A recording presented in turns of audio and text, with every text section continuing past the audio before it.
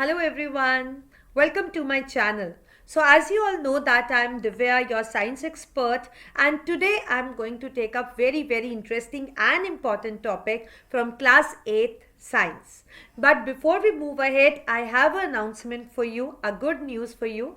Basically my channel is in collaboration with Infinity Learn Now. So from now onwards you are going to get much more quality content on my channel, so keep supporting us. So today I'm going to take up a topic that is reproduction in animals, and in this video we are going to talk about few interesting and important things. Let me tell you that I'm going to cover here about the nestling, about the hermaphrodites, about the copulation, and many other important things. So what we are waiting for, let's get quickly started and let's learn about them. So first question for you is, do you know exactly that what the reproduction is? क्या आपको पता है कि reproduction किस चीज को बोलते हैं? Yes, you are right. It is a process of giving birth to young ones. It is a process of giving birth to young ones. जैसे कि आप इस पिक्चर में देख रहे हो, you can see a adult dog and then you can see the puppies also. तो इस पिक्चर को देखकर आपको पता लग रहा है कि this dog is a mother to these puppies. So basically इस mother ने ही इन puppies को birth दिया है. So this act of producing the young ones of our own kind is called as reproduction. I'll write here, the process of producing the young ones of own kind is called as reproduction. अब reproduction हमारे पास दो तरह की होती है. One is sexual and other is asexual. So we have got two types of reproduction, sexual and asexual. Now what is the difference between two? Don't worry, I am going to explain you that. So sexual reproduction जो है, इसके अंदर एक important act होता है and that act is called as fertilization. क्या act होता है? एक इंपॉर्टेंट एक्ट होता है जो इसको डिफरेंट बनाता है एसेक्सुअल रिप्रोडक्शन से, दैट इज फर्टिलाइजेशन. फर्टिलाइजेशन को पढ़ने से पहले मैं आपको ये भी बताना चाहूंगी कि जो सेक्सुअल रिप्रोडक्शन होती है वो बाई पेरेंटल होती है. वो क्या होती है? बाई पेरेंटल, मतलब उसमें दो पेरेंट्स का इन्वॉल्वमेंट होता है, मदर एंड फादर, और you can say male and female, दो सेक्सेस का इन्वॉल्वमेंट होता है, right? So it is by parental. अब जो मेल एंड फीमेल होते हैं वो क्या प्रोड्यूस करते हैं? They give rise to certain cells which are capable of fusing with each other, right? और जब ये फ्यूज होते हैं they form a zygote, they form zygote, और इनका जो फ्यूजन है उसी को हम क्या बुलाते हैं? फर्टिलाइजेशन. तो बेसिकली फ्यूजन में क्या होता है कि ये जो स्पेशलाइज सेल्स देख रहे हो आप, ये जब फ्यूज करते हैं तो इनका न्यूक्लियस आपस में मिल जाता है, एक हो जाता है. So this act is called as fertilization. और जो वो फ्यूज हुआ वाला सेल बनता है सबसे पहला, उसको हम बोलते हैं zygote.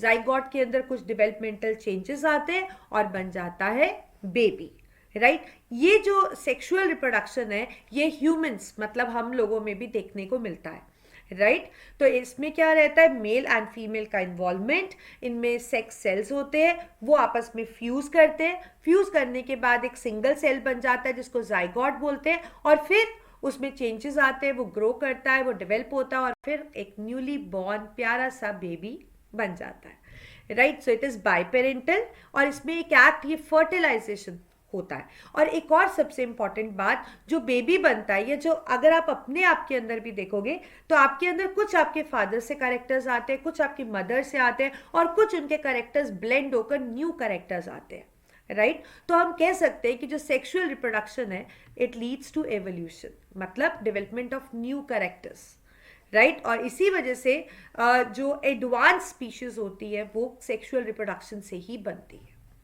I hope you got it. अब एसेक्सुअल में आपको बताती हूँ. Asexual in contrast to sexual reproduction uniparental है. Uniparental means only one parent का ही इन्वॉल्वमेंट है, इसमें कोई मदर फादर नहीं है, ओनली वन पेरेंट का ही इन्वॉल्वमेंट है. अब क्योंकि वन पेरेंट है तो इसमें कोई फर्टिलाइजेशन नहीं होने वाली, मतलब कोई आपके पास आपको ऐसा नहीं दिखेगा कि कोई मेल से एक सेक्स सेल आ रहा है या फीमेल से एक सेक्स सेल्स आ रहा है या वो फ्यूज कर रहे हैं, ऐसा कुछ भी नहीं होगा इसमें। एग्जैक्टली समझिए कि जैसे एक बड़ा सेल है और वो बड़ा हो गया, उसका एक ही न्यूक्लियस है, वो डिवाइड हो गया और डिवाइड होकर उसमें कंस्ट्रक्शन अपीयर हुई और फाइनली हमारे पास 2 सेल्स हो गए। तो इसी तरीके के डिफरेंट मोड्स आपको एसेक्सुअल रिप्रोडक्शन के देखने को मिलते हैं और सारे के सारे मोड्स यूनिपेरेंटल होते हैं, only one parent is involve and no fertilization. और जो इसमें ऑफस्प्रिंग बनता है वो एग्जैक्टली क्लोन होता है पेरेंट का, means exact carbon copy of parent.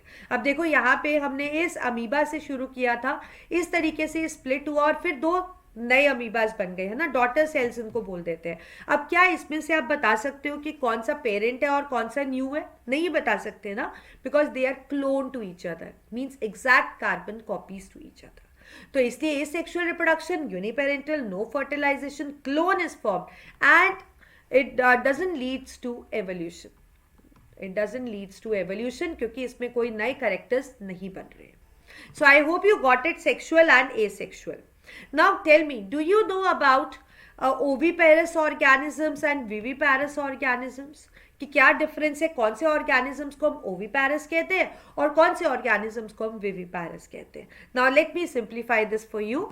तो जो ओविपैरस ऑर्गेनिजम्स होते हैं हमारे पास बेसिकली वो ऑर्गेनिजम्स होते हैं जो रिप्रोड्यूस करते हैं एग्स ले करके। मतलब जैसे ह्यूमंस में देखते हैं तो हम लोग एग ले नहीं करते, सीधा एक बच्चा पैदा होता है, राइट? तो वो ऑर्गेनिजम्स विविपैरस है जिसको अभी हम पढ़ेंगे। बट ओविपैरस की बात करें तो वो ऑर्गेनिजम्स है जो एग ले करते हैं, जैसे कि हेन हो गया, ठीक है? तो ये एग ले करते हैं और फिर उस एग में से बच्चे डेवलप होते हैं, यंग वंस डेवलप होते हैं। So all those organism that reproduce by laying eggs, they are called as oviparous. तो इन एनिमल्स के अंदर जो फर्टिलाइजेशन है या जो एम्ब्रियो डेवलपमेंट है, मतलब जो जाइगोट का डेवलपमेंटल स्टेजेस है, उनमें से कोई भी चीज़ मदर की बॉडी के अंदर नहीं होती है। सब कुछ एक्सटर्नल होता है, राइट? सब कुछ एक्सटर्नल होता है। एग ले करते हैं, एग को इंक्यूबेट करते हैं और फिर उसमें से हैचिंग होती है। इसको और थोड़ा डिटेल में पढ़ते हैं। तो बेसिकली जब ये जो बर्ड्स होते हैं, बर्ड्स में आपको देखने को मिलता है जो बर्ड्स होते हैं वो पहले एग ले करते हैं, ठीक है? एग ले करने के बाद वो उसके ऊपर बैठ जाते हैं क्योंकि वो उसको इंक्यूबेट करते हैं, वो उनको हीट देते हैं ताकि उस एग्स के अंदर जो यंग वंस है उनका डेवलपमेंट हो पाए। जब वो पूरे डेवलप हो जाते हैं तो फिर उनकी हैचिंग हो जाती है, मतलब वो एग्स टूट जाते हैं और उनमें से यंग वंस निकल जाते हैं। अब जब तक जो बर्ड्स है उसके ऊपर बैठे रहे, उनको हीट दे रहे थे, उस पीरियड को आप क्या बोलोगे? Incubation period. क्या बोलोगे? Incubation period. अब कितनी देर के लिए उसको इंक्यूबेट करना पड़ेगा?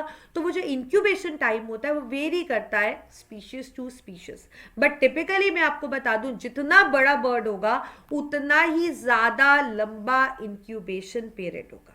जितना बड़ा बर्ड उतना ही ज्यादा देर तक इंक्यूबेट उसको एग्स को करना पड़ेगा और इंक्यूबेशन पीरियड के दौरान उनका डेवलपमेंट होता है और जब वो पूरा यंग वन बन जाता है तो वो हैच हो जाता है, इस तरीके से एग में से निकल आता है।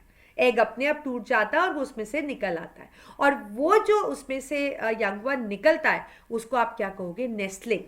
What we call it as nestling, and the process, the way it hatches out, we can say that it is nestling hatching out after the incubation period. अब ये जो नेस्टलिंग होता है, ये जो छोटा सा बेबी बर्ड बना है वो उड़ नहीं सकता है, right? It can't fly yet, ठीक है? तो वो नेस्ट के अंदर ही रहता है और वो अपनी केयर भी नहीं कर सकता है खुद। तो इसके जो पेरेंट्स हैं, मतलब उसके जो पेरेंट्स बर्ड्स है, वो ही उसको फीड करते हैं। और जो वो नेस्टलिंग डेवलप होता है ना, मतलब नेस्टलिंग हैच आउट होता है जो, वो ब्लाइंड होता है, वो देख नहीं पाता, उसके फेदर्स नहीं होते, वो बहुत हेल्पलेस होता है। तो इसीलिए उसका प्रॉपर जो केयर है वो कौन करते हैं? उसके पेरेंट्स। और फिर जब वो पूरा डेवलप हो जाता है, कुछ ही वीक के बाद उसमें डेवलपमेंट अच्छी होने लगती है और फिर उसके बाद वो उड़ने भी लगता है और फिर वो धीरे धीरे ट्रांसफॉर्म हो जाता है बड़े प्रॉपर मैच्योर बर्ड के अंदर, जो अपना ध्यान खुद रख सकता है, खाना खुद देख सकता है, वो अपना केयर खुद कर सकता है, वो उड़ सकता है। So I hope you got it कि जो ओविपेरस एनिमल्स होते हैं वो कौन से होते हैं, कैसे नेस्टलिंग हैच आउट होता है और नेस्टलिंग हम किसको बुलाते हैं और नेस्टलिंग का केयर टेकर कौन होता है. You have understood what ever I have taught you in today's session. हमने इसके अंदर नेस्टलिंग कवर किया, हमने viviparous, oviparous, unisexual, bisexual, copulation and fertilization के बारे में पढ़ा. And I hope you have understood, but still if you have any doubts you are always welcome to pen it down in the comment section. So if you like the video, hit the like button, share the video with your friends, and do not forget to hit the bell icon for the notification. And if you haven't subscribed my channel till now, just subscribe it right now. Okay, so thank you, bye bye, take care, have a nice day.